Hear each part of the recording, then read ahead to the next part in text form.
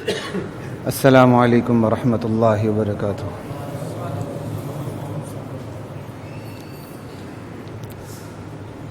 ان الحمد للہ نحمده ونستعینه ونستغفره ونؤمن به ونتوکل علیہ ونعوذ باللہ من شرور انفسنا ومن سیئات اعمالنا من يهد الله فلا مضل له ومن يضلل فلا هادي له ونشهد أن لا إله إلا الله وحده لا شريك له ونشهد أن محمدا عبده ورسوله أما بعد فأعوذ بالله من الشيطان الرجيم بسم الله الرحمن الرحيم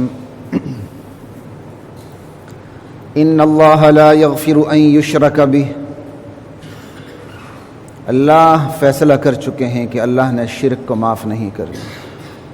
وَيَغْفِرُ مَا دُونَ ذَلِكَ لِمَن يَشَاءُ، شرک کے علاوہ اللہ جس گناہ کو چاہیں معاف کر سکتے ہیں، معاف کر دیں گے۔ وَمَن يُشْرِكْ بِاللَّهِ فَقَدْ ضَلَّ ضَلَالًا بَعِيدًا، جو شرک میں پڑ گیا بڑی دور کی گمراہی میں پڑ گیا۔ إِن يَدْعُونَ مِن دُونِهِ إِلَّا إِنَاثًا، یہ ناشکر لوگ اللہ کو چھوڑ کے دیویوں کو پکارتے ہیں۔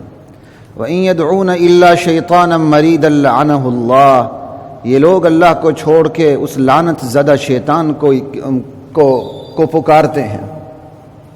وَقَالَ لَأَتَّخِذَنَّ مِنْ عِبَادِكَ نَصِيبًا مَفْرُوضًا، وہ شیطان جس نے کہہ دیا تھا اللہ کو کہ اللہ میں تیرے بندوں میں سے اپنا حصہ لے کے رہوں گا، اپنا مقرر حصہ لے کے رہوں گا، وہ بندے میری پیروی کریں گے، تیری پیروی نہیں کریں گے۔ وَلَأُضِلَّنَّهُمْ، میں انہیں گمراہ کروں گا۔ وَلَأُمَنِّيَنَّهُمْ، میں انہیں تمناؤں میں آرزوؤں میں الجھا دوں گا۔ وَلَآمُرَنَّهُمْ، میں انہیں حکم دوں گا۔ فَلَيُبَتِّكُنَّ آذَانَ الْأَنْعَامِ، وہ جانوروں کے کان چیر کے میرے نام پہ، تیرے علاوہ کسی اور کے نام پہ، تیری مخلوق کے نام پہ چھوڑ دیں گے، تیرے نام پہ نہیں کریں گے۔ وَلَآمُرَنَّهُمْ فَلَيُبَتِّكُنَّ آذَانَ الْأَنْعَامِ وَلَآمُرَنَّهُمْ فَلَيُغَيِّرُنَّ خَلْقَ اللَّهِ، میں انہیں حکم دوں گا وہ اللہ کی تخلیق میں تغییر پیدا کریں گے۔ جو کام جس مقصد کے لیے، وہ کام اس سے نہیں لیں گے۔ جو چیز جس کے لیے نہیں بنی اس کے لیے لیں گے۔ جیسے بندہ نکاح نہ کرے، زنا کرے، یا نکاح کر کے بھی لواطت کرے، اللہ نے ایک چیز ایک کام کے لیے بنائی نہیں ہے، یا مردوں کو خسی کرنے لگ جائے۔ کیسے جاہل حکومت ہے یہ۔ انشاءاللہ یہ تو مستقل موضوع، اس پہ بات کریں گے، سمجھ آئی بات؟ اگر کسی کو نامرد کر کے، خسی کر کے، خسرا بنا کے جرائم پر قابو پانا ہوتا تو سارے نامرد ولی اللہ ہوتے، سارے خواجہ سرا ولی اللہ ہوتے، اور سب سے زیادہ بےایمانی ان خواجہ خسروں اور خواجہ سراؤں کے اندر ہے۔ انشاءاللہ اس پہ تو یہ ٹرانسجینڈر پہ میرا مستقل بیان ہوگا انشاءاللہ۔ یہ آپ کو جو پاکستان میں ٹرانسجینڈر نظر آ رہے ہیں نا، یہ سب مصنوعی ہیں، حقیقی ان میں نہ ہونے کے برابر ہے۔ یہ ایک الگ موضوع ہے، پھر کبھی انشاءاللہ بات کریں گے۔ میں نے کافی عرصے سے اس کو ذہن میں رکھا ہوا ہے کہ پورا اس پہ بیان کروں۔ خیر، جس میں بھی بیان کرنا چاہ رہا ہوں آپ کو بھی پتہ چلے گا۔ قال رب بما اغویتنی، اے میرے پروردگار چونکہ تو نے مجھے گمراہ کر دیا، مجھے ہدایت سے محروم کر دیا، لأزینن لہم فی الارض، اب میں زمین پہ تیری دھرتی کے اوپر اپنا جال بچھا کے، دل فریبیاں پیدا کر کے تیری مخلوق کو بہکاؤں گا۔ وَلَأُغْوِيَنَّهُمْ أَجْمَعِينَ، میں سب کو گمراہ کر کے رہوں گا، میں فطروں میں ڈال کے انہیں ایمان سے محروم کروں گا۔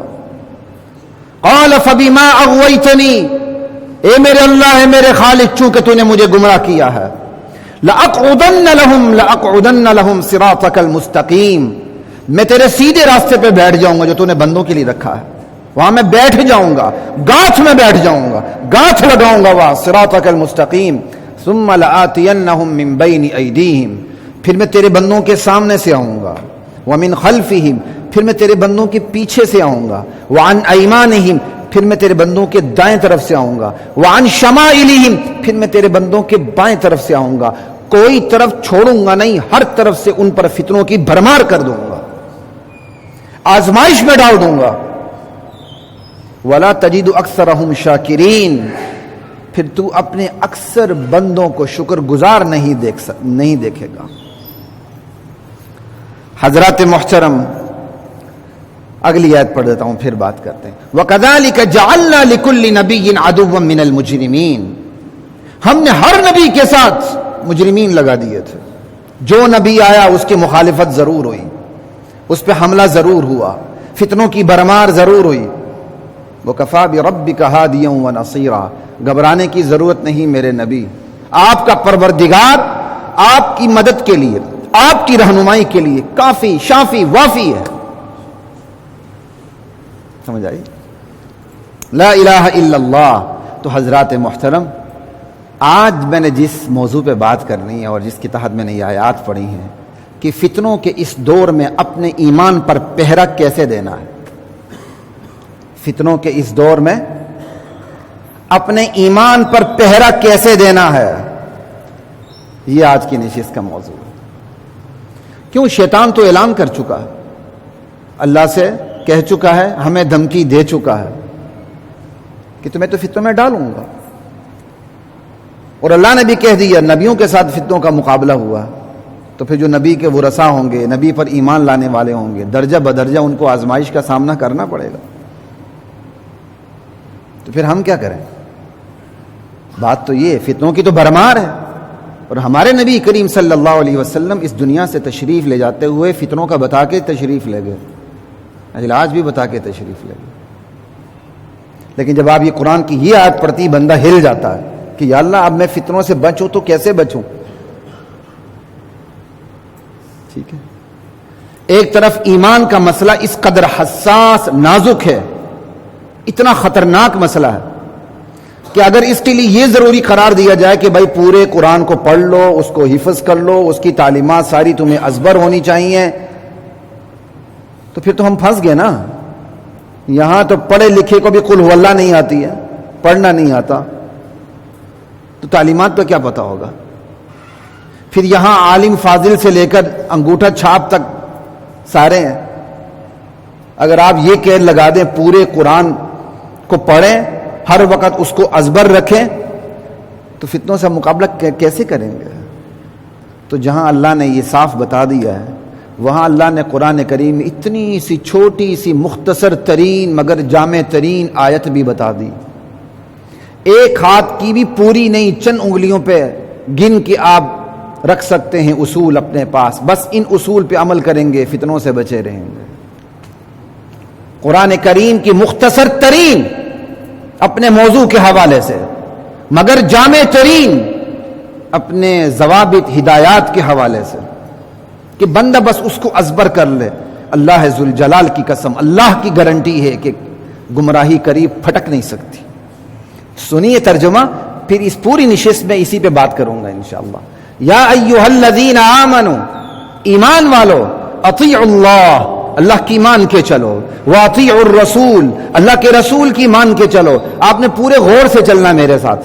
واطیعوا الرسول، اللہ کے رسول کی مان کے چلو، واولی الامر منکم، رسول تو چلے گئے، اب اس کے بعد تو رسالت نہیں آنی، اب تم میں سے جو اولی الامر ہیں، تم میں سے جو امتی اولی الامر ہیں، عادل حکمران ہیں، سمجھ آئی، اور نیک علماء ہیں، فقہا ہیں، تم بس ان کی مان کے چلو۔ کیوں؟ رسالت تو گئی، اب ختم ہو گئی رسالت، اللہ کی رسول نے تو آنا نہیں، رسالت جاری ہے، لیکن کسی نئے رسول نے آنا نہیں۔ رسالت جاری کے مطلب ہمارے نبی کی رسالت تا قیامت جاری ہے، نہیں رسالت ختم ہے۔ وَأُولِي الْأَمْرِ مِنْكُمْ، اب اس کی تشریح بھی تو ہوگی نا، تم میں سے جو اولی الامر ہیں تم نے اس کی مان کے چلنی ہے ان کی۔ جب بات امتیوں تک پہنچ گئی تو تنازع بھی ہوگا، اختلاف بھی ہوگا، کیونکہ رسول کی حد تک تو تنازع ہے ہی نہیں، اختلاف ہے ہی نہیں، اللہ کی حد تک تنازع ہے ہی نہیں، اختلاف ہے ہی نہیں۔ جب بات امتیوں تک پہنچے گی تنازع ہوگا، اختلاف رائے بھی ہوگا، مخالفت بھی ہوگی، سب کچھ ہوگا۔ کہا فَإِن تَنَازَعْتُمْ فِي شَيْءٍ فَرُدُّوهُ إِلَى اللَّهِ وَالرَّسُولِ، کسی مسئلے میں تمہارا کسی بھی چیز میں، کسی بھی معاملے میں تمہارا آپس میں تنازع ہو جائے، اختلاف ہو جائے، تو تم اس تنازع کو، اس اختلاف کو، اس اختلاف رائے کو، اس مخالفت کو اللہ اور اس کے رسول کی طرف لوٹا دو، کسی اور طرف نہیں، کسی اور طرف۔ فَرُدُّوهُ إِلَى اللَّهِ وَالرَّسُولِ إِن كُنتُمْ تُؤْمِنُونَ بِاللَّهِ وَالْيَوْمِ الْآخِرِ، اگر تمہارا اللہ پہ ایمان ہے، آنے والے دن پہ ایمان ہے، تو تمہارا یہی رویہ ہوگا، اللہ کی اطاعت، اللہ کے رسول کی اطاعت، اس کے بعد اولی الامر کی اطاعت، اور پھر اولی الامر کی اطاعت میں اختلاف پیدا ہو جائے تو اس اختلاف کو بھی اللہ اور اس کے رسول کی طرف لٹا دو، اور کوئی تمہارے پاس راستہ نہیں۔ یعنی خطرناک ترین فتنوں میں انگلیوں پہ گن کے بتا دیا، اطیعوا اللہ، اطیعوا الرسول واولی الامر منکم۔ فتنوں کی برمار میں کتنا مختصر ترین ضابطہ ہے، ذالک خیر واحسن تأویلا، یہی رویہ تمہارے لیے بہتر ہے، اور انجام کے لحاظ سے یہی رویہ تمہارے لیے خوشتر ہے۔ لا الہ الا اللہ۔ اب اس کو، ایمان کا مسئلہ اتنا نازک تھا کہ اگر ان اصول کو پورے قرآن میں پھیلا دیا جاتا کہ تم پورے قرآن کو یاد رکھو گے تو تب اصول ازبر ہوں گے، تو بندہ فتنے میں مبتلا ہو جاتا۔ اور پھر یہاں عالم فاضل سے لے کر انگوٹھا چھاپ تک ہیں، وہ کیا کرتے ہیں؟ تو انگوٹھا چھاپ بھی فتنے سے بچ سکتا ہے، اطیعوا اللہ، اطیعوا الرسول واولی الامر منکم۔ عالم فاضل بھی بچ سکتا ہے، اس کے بعد بھی کوئی اور گنجائش نہیں، اور بچنا بھی بہت آسان۔ ایمان جس قدر نازک، اس کی حفاظت اسی قدر آسان بھی اللہ نے بنا کے رکھ دی۔ فتنوں کی برمار میں بس اس اصول سے چمٹ جاؤ، گمراہی تمہارے قریب نہیں پھٹکے گی۔ سمجھ آ گئی بات کی؟ اب میں تھوڑی سی اس کی تشریح کر دیتا ہوں تو پھر آپ کو اس آیت کی قدر و قیمت کا پتہ چلے گا۔ لا الہ الا اللہ۔ یا ایھا الذین آمنو، آیت کی ابتدا ہے نا، اے ایمان والو، اے وہ لوگوں جو ایمان لا چکے ہو۔ تو بنیاد کس پہ بٹھا دی؟ ایمان پہ۔ بنیاد کس پہ بٹھائی ہے؟ ایمان پہ، نسل پہ نہیں بٹھائی۔ تمہارا تعلق کس نسل سے ہے، کس گھرانے سے ہے؟ بات سمجھ آ رہی کچھ؟ ایمان کی بنیاد نسل پہ نہیں اللہ تعالیٰ نے جب خطاب کیا ہے تو اس کی بنیاد نسل پہ نہیں رکھی، کسی گھرانے پہ نہیں رکھی، کس پہ رکھی ہے؟ ایمان پہ رکھی۔ یا ایھا الذین آمنو، جب آپ نے خطاب کیا ہے تو آپ کا خطاب، اللہ کا خطاب نسلی نہیں تھا، کسی نسل کو خطاب کیا، ایمان بنا کر خطاب کیا اللہ تعالیٰ نے۔ بنیاد ایمان ہے، نسل نہیں ہے۔ بدترین نسل کا بھی آدمی بہترین نہ ہو سکتا ہے، اور بہترین نسل کا آدمی بھی بدترین ہو سکتا ہے، کیونکہ معیار تقویٰ ہے، خون نہیں ہے۔ نبی کے بیٹے جہنم میں چلے گئے، نبی کے باپ جہنم میں چلے گئے، نبی کی بیویاں جہنم میں چلی گئی، لوط علیہ السلام کی بیوی اور نوح علیہ السلام کی بیوی۔ فرعون کی بیوی کہاں چلی گئی؟ جنت میں۔ دنیا کی 5 نامور ترین خواتین میں فرعون کی بیوی کا نام شامل ہے۔ قرآن اس کی تعریف کرتا ہے۔ تو اللہ نے خطاب کر کے بنیاد ایمان پہ رکھی، نسل پہ نہیں رکھی۔ ایک بات سمجھیں۔ اگلی بات، اس سب کو آپ نے دیکھنا ہے فتنوں کے دور میں ایمان پر پہرا کیسے دیا جائے، خصوصاً آج کے فتنوں کے حوالے سے۔ قادیانیت ہو گئی، سبائیت ہو گئی، کچھ بھی ہو گیا، آغا خانیت ہو گئی۔ فتنوں کے اس دور میں ایمان پر پہرا کیسے دیا جائے؟ یا ایھا الذین آمنو، ایمان، جب ایمان کہا تو اس کا مطلب ایمان اتنی واضح چیز ہے کہ جو کفر سے الگ تھلگ ہے، وگرنہ اللہ حکم ہی نہ دیتے۔ اللہ ایسا حکم دیتے ہی نہیں جو بندہ عمل ہی نہ کر سکے۔ جب ایمان کا کہہ دیا، اس کا مطلب ایمان کفر سے الگ تھلگ چیز ہے، ایک حقیقت ہے۔ اس لیے کہا لا اکراہ فی الدین، دین میں کوئی زبردستی نہیں۔ آپ کسی کو زبردستی مسلمان کر نہیں سکتے۔ ہاں، جس نے اوتھ لے لیا اسلام کا، اس کو پکڑا جائے گا، چل اب سیدھا ہو جا، تم نے حلف لے لیا۔ قد تبین الرشد من الغی، ہدایت گمراہی سے بالکل الگ تھلگ ہو کے واضح ہو چکی ہے۔ رات اور دن میں وہ وضاحت نہیں ہے جو کفر اور اسلام میں وہ وضاحت ہے، الگ الگ ہونے میں۔ فمن یکفر بالطاغوت، چونکہ کفر اور ایمان کا مسئلہ بالکل الگ تھلگ ہو چکا ہے، تو جو طاغوت کا انکار کرے گا فمن یکفر بالطاغوت غیر اللہ کا انکار کرے گا ویؤمن باللہ اللہ ہی پہ ایمان لائے گا فقد استمسک بالعروۃ الوثقی اس نے مضبوط کڑے کو تھام لیا اس نے جو ٹوٹنے والا نہیں لا انفصام لہا لا الہ الا اللہ. تو ایمان کا جب کہہ دیا تو ایمان کوئی ایسی چیز نہیں ہے کہ آپ کسی فلسفے کی کتاب میں پڑھ جائیں اور آپ کو وہ فلسفہ سمجھ ہی نہیں ہے, اس کے اندر پیچیدگیاں ہو پیچ ہو فلسفیانہ موشگافیاں ہو. نہیں, یہ ایمان تو اس کے لیے بھی جو بکریاں چراتا ہے, یہ ایمان اس کے لیے بھی جسے کچھ بھی پتا نہیں, اللہ کا نام بھی لینا نہیں آتا لیکن اللہ کی حقیقت اس کے دل میں پیوست ہے, یہ ایمان تو اس کے لیے بھی ہے. اس میں تو کوئی پیچیدگی نہیں رکھی, اس لیے اللہ تعالیٰ نے لا الہ الا اللہ. تو انبیاء اور انبیاء پر اترنے والی کتابوں کا مقصد کفر اور اسلام کے درمیان حد فاصل قائم کرنا ہے. جب تک کفر اور اسلام کے درمیان حد فاصل قائم نہ ہو, یہ کفر ہے یہ کافر ہے, یہ اسلام ہے یہ مسلم ہے, جب تک یہ تفریق نہ ہو اس وقت تک کوئی ایمان لا بھی نہیں سکتا اور کوئی شیطانی راستوں سے بچ بھی نہیں سکتا.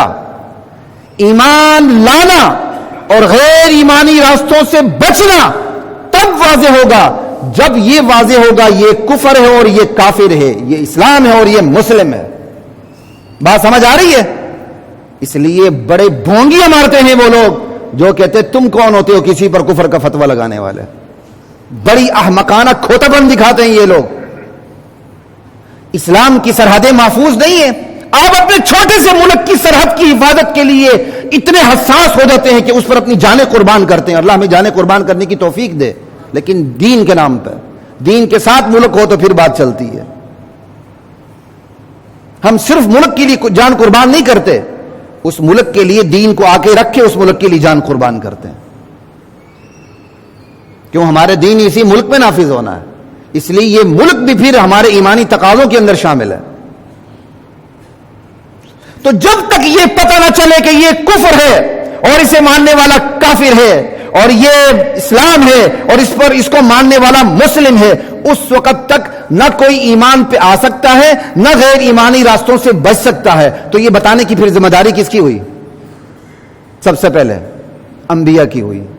وہ بتائیں گے اپنے اوپر نازل ہونے والی وحی کی روشنی میں کہ ہمارے امتیوں یہ اسلام ہے, اسے مانو گے تو یہ تم مسلمان بن جاؤ گے, یہ کفر ہے, منافقت ہے, زندیقیت ہے, ارتداد ہے, اگر تم اسے مانو گے تم کافر ہو جاؤ گے, زندیق ہو جاؤ گے, مرتد ہو جاؤ گے. کوئی سمجھ آ رہی بات کی آپ کو؟ خواہ مخواہ احمقانہ بونگیاں مارتے ہیں.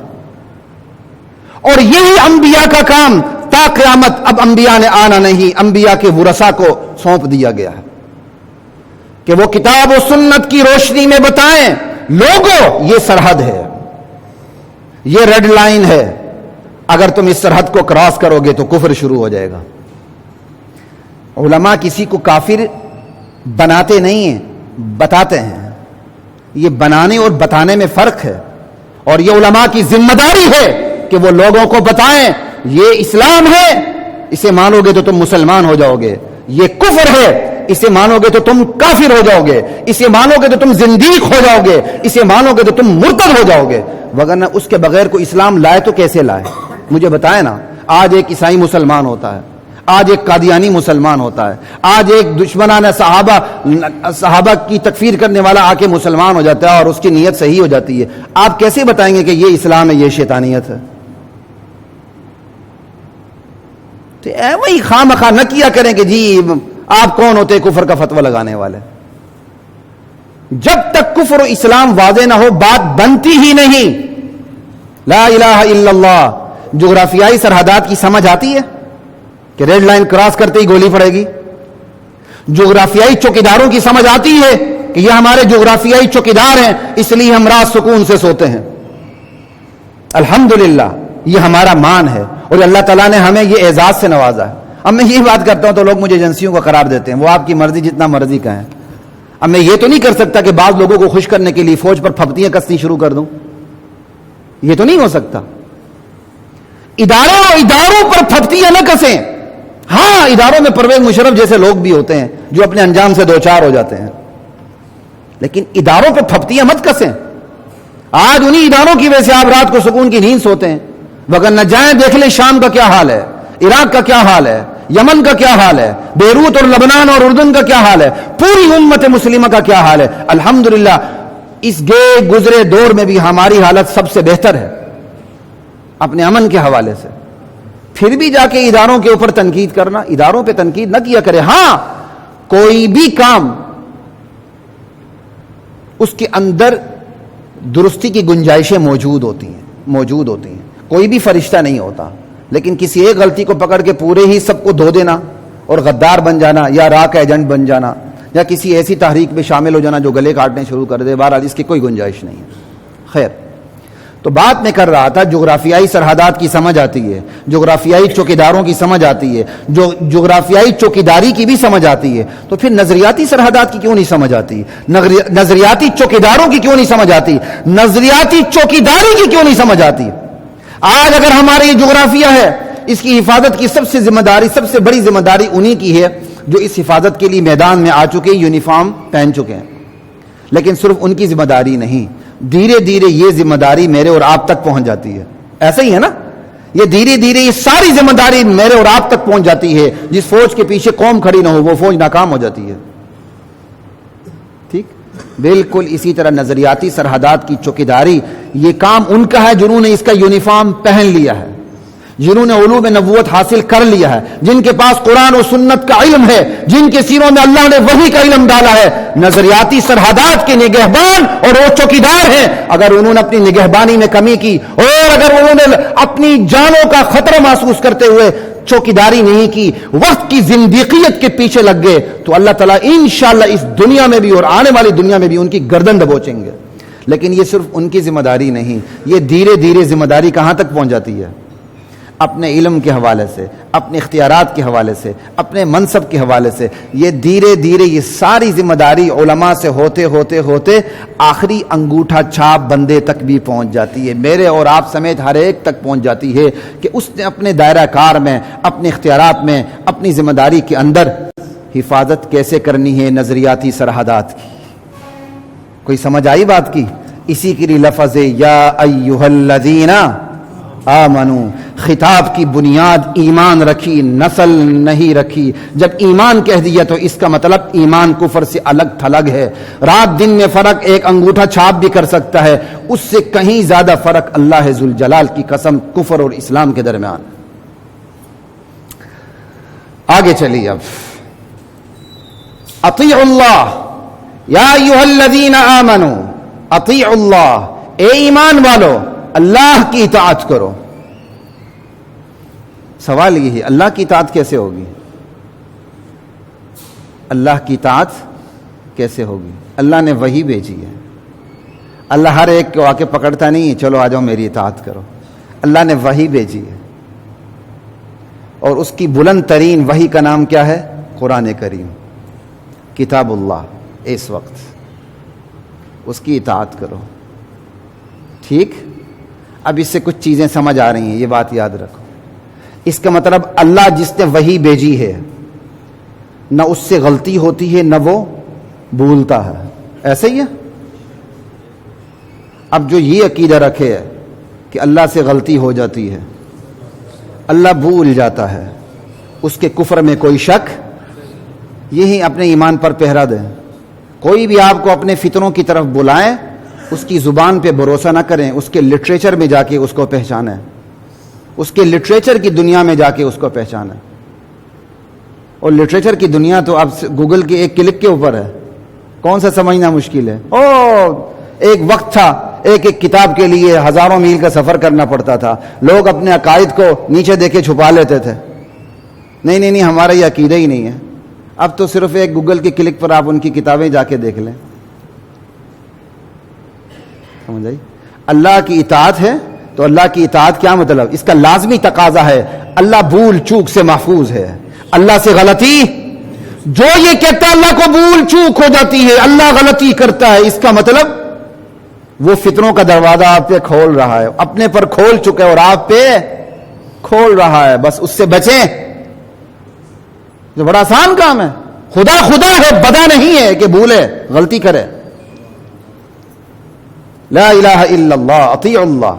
اور دوسرا، اللہ بھول چوک سے محفوظ، اللہ غلطی سے محفوظ.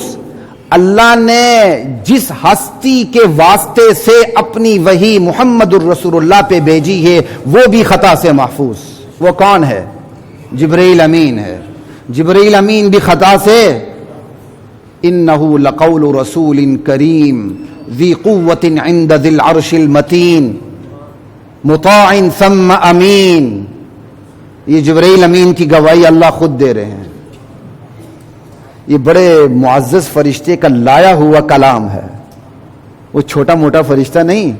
لقول رسول کریم ذی قوت عند ذی العرش المتین کے مجید، عند ذی العرش المجید ایسا ہی ہے، متینی عند ذی العرش المتین، مضبوط عرش والے کے پاس، بڑی وہ قوت والا ہے. مطاع ثم امین، وہاں اس کی بات مانی جاتی ہے، سارے فرشتے اس کے نیچے ہیں. امین، امانت دار انتہائی درجے کا ہے، خیانت اس کے قریب بھی نہیں پھٹکتی. تو جو وحی لا چکا ہے وہ بھی غلطی سے محفوظ. اب جو یہ عقیدہ رکھے جبرائیل امین آتے آتے آتے آتے کسی اور کے پاس جانا تھا، غلطی سے محمد کے پاس چلا گیا، اس سے بڑا دجال زندیق اور مرتد دنیا کے اندر نہیں ہے. بس یہ فتنہ ہی سے بچیں. کتنا آسان ترین کام ہے. کوئی سمجھ آ رہی ہے؟ نہ ہے تو پھر اپنا علاج کروائیں، بس اور کچھ نہیں. اب ہمارے پاس اس سے زیادہ کچھ بھی نہیں ہے. لا الہ الا اللہ. جبرائیل امین بھی غلطی سے محفوظ. آگے کس کے سینے یا تھر پر وحی آ رہی ہے؟ محمد الرسول اللہ صلی اللہ علیہ وآلہ وسلم. آپ بھی غلطی سے محفوظ، کوئی امکان نہیں. لا الہ الا اللہ. اب جو یہ سمجھے محمد الرسول اللہ سے بھی غلطی ہو جاتی ہے تو اس نے فتنوں کا دروازہ اپنے اوپر تو کھولا، وہ میرے اور آپ کے اوپر کھول رہا ہے. سمجھ آئی بات؟ وہ میرے اور آپ کے اوپر کھول رہا. ایک صاحب نے میڈیا پہ آج سے 1-2 سال پہلے کہا کہ فتح مکے کے وقت اللہ کے نبی نے جن کو معاف کیا تھا انہی کی اولاد نے کربلا برپا کیا. انا للہ و انا الیہ. اب اس نے تعریض کیا کی، اشارہ کیا کیا؟ وہ معافی کے قابل، وہ ان کو معافی نہ دی جاتی تو اتنا بڑا سانحہ پیش. انا للہ و انا الیہ راجعون. بلکہ اس نے یہ بھی کہہ دیا تھا کہ جو فتح مکے کے اوپر ایمان لائے وہ تو دل سے ایمان ہی نہیں لائے تھے. خیر پھر اس کا آپریشن میں نے 1-2 دن بعد اسی میڈیا کی اسی چینل پہ کیا تھا. لا الہ الا اللہ واللہ اکبر، یہ ہے اطیع اللہ. سمجھ آئی بات کی؟ اللہ کی اطاعت، اللہ خطا سے محفوظ. جس کے ذریعے وحی بھیجی جبرائیل امین وہ بھی خطا سے محفوظ. جس کے سینے اطہر پہ یہ وحی نازل ہوئی وہ بھی خطا سے محفوظ ہے. یہ ہے اللہ کی اطاعت. اب اس اللہ کی اطاعت میں کوئی اور بندہ شریک ہو جائے، کسی اور بندے کی اطاعت کو اللہ کی اطاعت کے برابر سمجھ لیا جائے تو یا یہ الہاد ہوگا یا شرک ہوگا. یعنی اللہ کو مانتے ہوئے یہ کہ نہیں اللہ کی تو اطاعت ٹھیک ہے لیکن ہماری بھی کچھ ہستیاں ہیں جن کی اطاعت اللہ کی اطاعت کے برابر ہے، یہ شرک. لیکن ایک بندہ اللہ کو مانتا ہی نہیں ہے لیکن اس نے اپنی ہی پارلیمنٹ کے قانون کو حرف آخر بنا لیا اللہ کے مقابلے میں، وہ تو پھر مشرک نہیں ملحد ہے. لا الہ الا اللہ واللہ اکبر، یہ ہے اطیع اللہ. آگے چلتے ہیں. آگے لفظ ہے وَأَطِيعُ الرَّسُولِ. ٹھیک ہے، وَأَطِيعُ الرَّسُولِ، اللہ کے رسول کی اطاعت کرنی. سوال پیدا ہوتا ہے رسول ہوتا کون ہے؟ نبی کون ہے؟ رسول کون ہے؟ ہوتا کون ہے سے 2 جملے، کہیں مجھ پر فتویٰ نہ لگا دیں. مطلب یہ رسول کی تعریف کیا ہے، کیونکہ میڈیا کی دنیا بڑی خطرناک ہے. وہ ایک جملے کو ہی کاٹ کے لے جا کے واجب القتل بنا دیتے ہیں. مطلب یہ کہ رسول کی تعریف کیا ہے، نبی کون ہے، رسول کون ہے. صحیح جملہ یہ ہے، رسول یا نبی اللہ کا وہ نمائندہ ہے جسے اللہ نے براہ راست اپنے بندوں کی رہنمائی کے لیے چن لیا اور اس کے سینے پر براہ راست اپنی وحی جاری فرماتا ہے. یہ رسول ہے. اگلا سوال کہ اللہ نے رسول اور نبیوں سے بھی افضل کوئی ہستیاں پیدا کی ہیں یا بھیجی ہیں؟ جواب نفی میں ہے، جواب نفی میں۔ اللہ نے انسانوں کے اندر، مخلوقات کے اندر رسولوں اور نبیوں سے افضل ہستیاں پیدا ہی نہیں فرمائیں، ٹھیک ہے نا؟ اس پر بحث کی ضرورت ہی نہیں ہے۔ جو اس پر بحث کرتا ہے وہ اپنے کفر کو لے کر ہماری سرحدات سے دور ہو جائے، ٹھیک ہے؟ اللہ تعالیٰ نے رسولوں اور نبیوں کے برابر ہستیاں پیدا ہی نہیں کی۔ جو ایک امتی کو لے جا کے نبی کے برابر بنا مانتا ہے اس کے کفر میں بھی کوئی شک نہیں ہے۔ جو کسی امتیوں کو کسی ایک نبی سے بھی، چاہے اس نبی کا ذکر قرآن میں آیا ہے یا نہیں آیا، اس سے افضل قرار دیتا ہے، اس کے کفر میں بھی کوئی شک، بلکہ وہ زندیق اور مرتد ہے، کیوں وہ اسلام کا دعویٰ کر کے شیطانیت کو اسلام کہہ رہا اور اسلام کو نعوذ باللہ غلط کہہ رہا ہے۔ رسول سے افضل ہستیاں اللہ نے پیدا ہی نہیں کی ہیں۔ لا الہ الا اللہ۔ تیسرا سوال یہ ہے، رسول کی اطاعت کیسے ہوگی؟ جواب یہ ہے، رسول کی اطاعت رسول پر اترنے والی وحی کے ذریعے ہوگی۔ تو وحی کی دو اقسام ہو گئی، ایک وہ ہے جو نبی کے سینے پر براہ راست جن الفاظ میں اترتی ہے، نبی انہی الفاظ کو آگے ادا کرتا ہے، الفاظ بھی وہی اللہ کے ہوتے ہیں، تو وہ وحی مطلوب قرآن ہے۔ ایک وہ وحی ہے جو اللہ کے نبی پہ براہ راست اترتی ہے اور اللہ کے نبی اپنے الفاظ میں اس کو بیان کرتے ہیں، اس کا نام حدیث ہے۔ ایک وہ ہے کہ کسی وحی کی تشریح میں اللہ تعالیٰ اپنے فرامین، اللہ کے نبی اپنے فرامین جاری کر دیتے ہیں، یہ بھی حدیث ہے۔ ایک یہ کہ نبی کے اوپر خواب نازل ہوتا ہے، خواب میں بتا دیا جاتا ہے آپ نے یہ کرنا ہے، یہ بھی فرمان کے اندر داخل ہے، فرمان نبوت میں، یہ بھی حدیث ہے۔ یہ بھی، اس کی بھی 100% اتھینٹسٹی ہے، جس طرح قرآن کی آیت کی اتھینٹسٹی ہے۔ لا الہ الا اللہ واللہ اکبر۔ تو نبوت کی اطاعت فرامین کے ذریعے ہوگی۔ تو اب اس سے کیا چیزیں پتہ چلی؟ اس کا مطلب نبی معصوم ہوتا ہے۔ نبی کیا ہوتا ہے؟ اس سے غلطی نہیں ہوتی، نہ گناہ کبیرہ ہوتا ہے نہ گناہ صغیرہ ہوتا ہے۔ معصومیت، عفت، عصمت اللہ نے نبی کی طبیعت کے اندر رچائی بسائی ہوتی ہے، اور اس رچانے بسانے کے علاوہ اوپر سے اس کی معصومیت کی نگہبانی الگ سے ہو رہی ہوتی ہے۔ یہ ہے جس طرح نبی سے نبوت جدا نہیں ہو سکتی، بالکل اسی طرح نبی سے عصمت اور معصومیت جدا نہیں ہو سکتی۔ عصمت لازم ہے نبی کو، جس طرح نبی کو نبوت لازم ہے، نبی کو معصومیت بھی لازم ہے۔ لا الہ الا اللہ، یہ بات یاد رکھیں۔ اب جو نبی کو معصوم نہیں مانتا، جو کہتا ہے نبی سے غلطی ہو گئی، اس کے کفر میں کوئی شک؟ ہاں، اجتہادی لغزش ہو سکتی ہے لیکن وہ برقرار نہیں رہتی۔ اگر اجتہادی لغزش یہ ہوتی ہے، نبی کو اجتہاد میں یہاں کھڑا ہونا چاہیے، نبی اس سے تھوڑے سے نچلے درجے پر آ جاتا ہے، اللہ نبی کا ہاتھ پکڑ کے پھر اوپر لے جاتے ہیں، یہ ہوتا ہے۔ جسے اللہ کے نبی نے فرمایا تھا میں آئندہ شہد نہیں پیوں گا، منع کر دیا، آپ نے یہ قسم توڑنی، کفارہ بھی ادا کرنا ہے اور شہد پینا ہے، کیونکہ نبی کو تو دیکھ کے پھر امتی شہد پینا چھوڑ دیں گے۔ یہ معیار تھے، تو جہاں معیار ہو کوئی بھی آنچ آنے نہیں دی جاتی، وگرنہ اللہ کے نبی نے کوئی غلط قسم نہیں کھائی تھی، لیکن نبی پوری امت کے لیے معیار ہے بطور مقتدا، اس لیے یہاں بھی احتیاط برتی گئی۔ کہا نبی، اے میرے نبی، اجتہاد کے اس درجے پہ نہ آئے، اس درجے پہ آ جائیں، بس یہ ہوتا ہے۔ نہ گناہ کبیرہ ہوتا ہے نہ گناہ صغیرہ ہوتا ہے۔ یہ ہے نبی کی معصومیت، نبی معصوم ہوتا ہے، عصمت اس کو لازم ہوتی ہے، لازم ہوتے اوپر سے نگہبانی الگ سے ہو رہی ہوتی ہے، اور نبی کی یہ خصوصیت کسی اور کو حاصل نہیں ہوتی۔ اور جو یہ سمجھے نبی کی یہ خصوصیت کسی اور کو حاصل ہے، اس کی زندیقیت اور ارتداد میں بھی کوئی شک نہیں ہے، بھلے وہ اللہ کے نبی کو آخری نبی مانے۔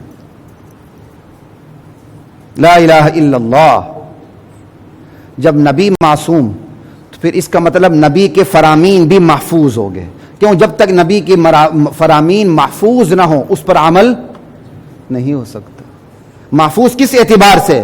نبی کے قول کے مقابلے میں آپ اپنا قول پیش نہیں کر سکتے، نبی نے رائے دی، اب اپنی رائے پیش نہیں کر سکتے، نہیں کر سکتے۔ نبی نے آرڈر جاری کیا، مقابلے میں آرڈر جاری نہیں کر سکتے۔ اور محفوظ کا کیا مطلب؟ نبی کے قول جس پر ایمان اور عمل کا دار و مدار ہے، اللہ نے تا قیامت قرآن کی برکت سے محفوظ کر دی ہے تاکہ امت عمل کرتی رہے. یہ ضمانت نبی کے علاوہ کسی کو حاصل، ہاں کئی حدیثیں ہوں گی، لوگ جیلی بھی کریں گے، لیکن جن چیزوں پر ایمان اور اعمال کا دار و مدار ہے اللہ نے انہیں محفوظ رکھنا ہی رکھنا ہے. کیوں؟ اللہ نے اسلام کو محفوظ رکھنا ہے، اور اسلام کیا ہے؟ وحی ہے، اور وہی قرآن ہے. قرآن کی تشریح وہی غیر مطلوب نبی کے ارشادات ہیں. اگر نبی کے ارشادات کو ہم سامنے نہ رکھیں ہم تو ایک رکعت نماز نہیں پڑھ سکتے. یہ تو میں بار بار آپ سے گزارش کرتا رہتا ہوں. تو نبی معصوم، نبی کے فرامین بھی محفوظ، مقابلے میں کوئی قول پیش نہیں کر سکتا، اور نبی کے اقوال کے مقابلے میں کسی کے قول کی حفاظت کی ذمہ داری نہیں دی جا سکتی، ضمانت نہیں. ہاں قول محفوظ بھی ہیں، جیسے بہت سے صحابہ کے قول محفوظ ہیں، لیکن ضمانت نبی کے علاوہ کسی کے لیے نہیں. لا الہ الا اللہ واللہ اکبر، یہ ہے وَأَطِيعُوا الرَّسُولَ، اللہ کے رسول کی اطاعت کرنی. اس کا مطلب اب آگے چلتے ہیں.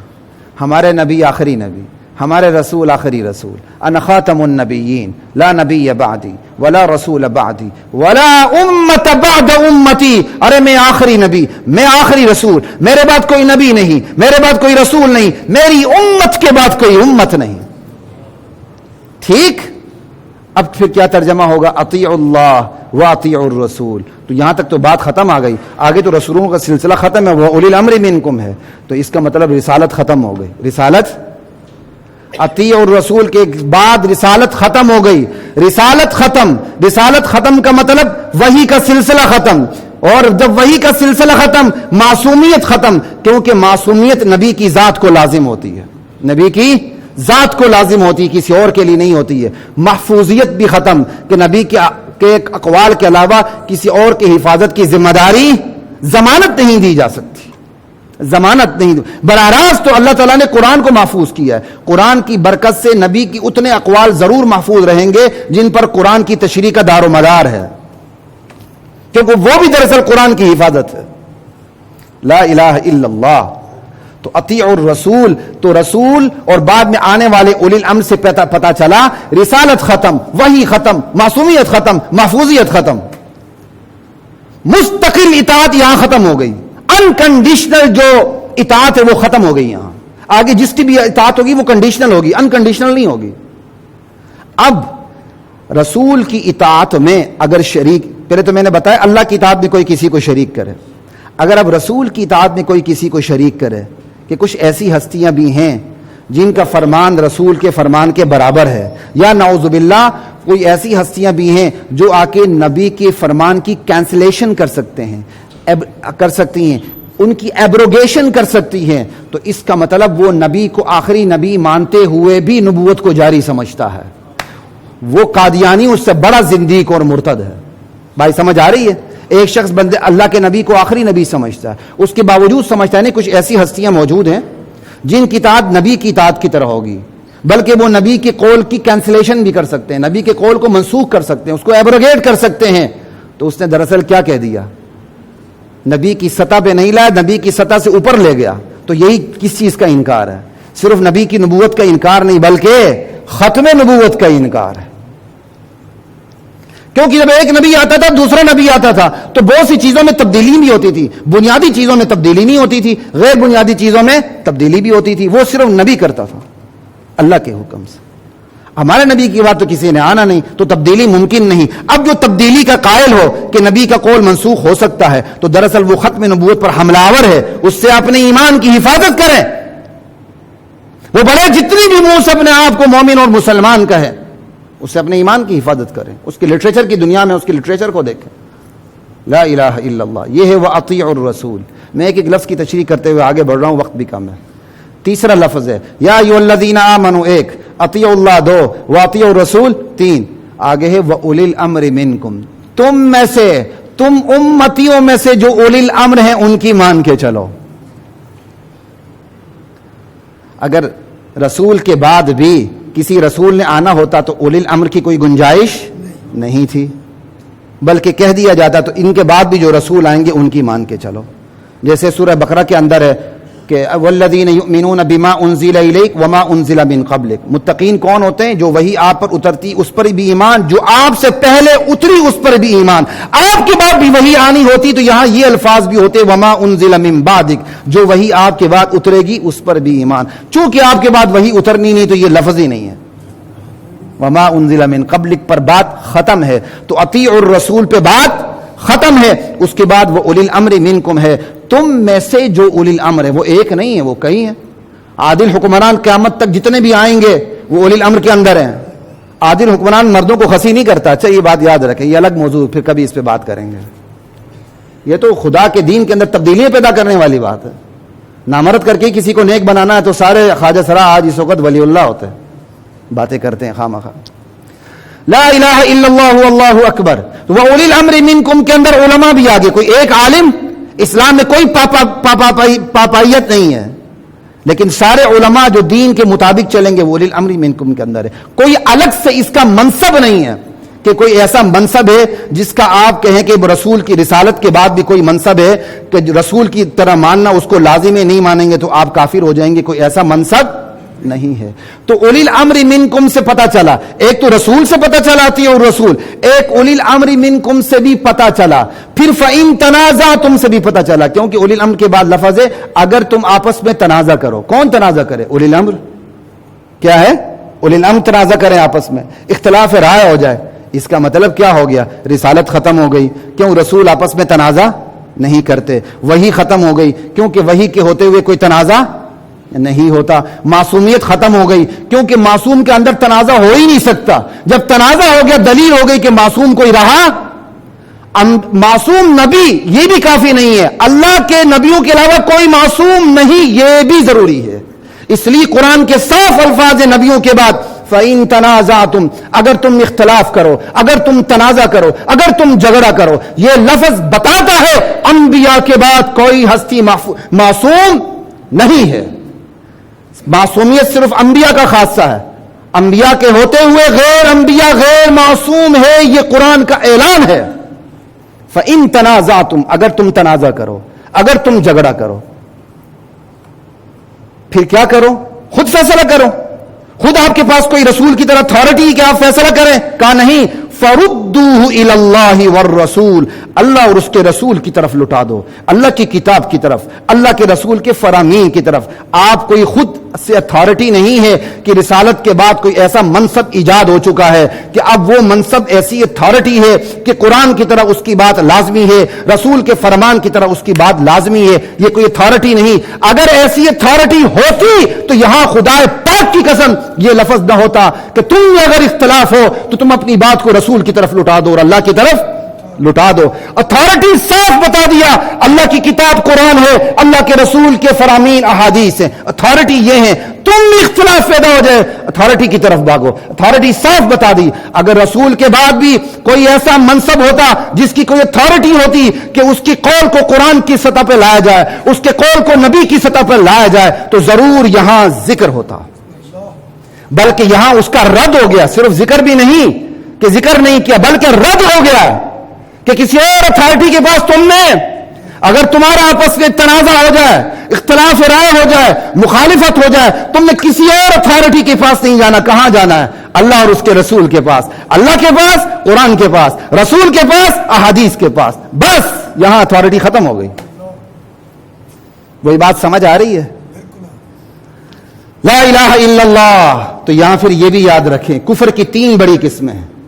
ایک بندہ مسلم عقیدے کا انکار کر دے جو یقینی ہے، جس کا ثبوت بھی یقینی، جس کا مفہوم بھی یقینی، کوئی اختلاف نہیں، مسلمہ ایسے عقیدے کا انکار کفر ہے، جیسے بندہ نماز کا انکار کر دے، زکوٰۃ کا انکار کر دے، روزوں کا انکار کر دے، حج کا انکار کر دے، کافر ہو جاتا۔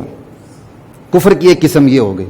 دوسری قسم عقیدہ ایجاد کر دے، صرف عقیدے کا انکار کفر نہیں ہے، عقیدے کی ایجاد بھی کفر ہے۔ کوئی بندے ایک عقیدہ ایجاد کر دیتا ہے جو قرآن میں نہیں ہے، حدیث میں نہیں ہے، اور وہ ایجاد کرنے کے بعد کہتا ہے اس پر ایمان لانا ضروری ہے، جو نہیں لائے گا وہ کافر ہوگا، یہ کہنے والا خود کافر ہو جاتا ہے۔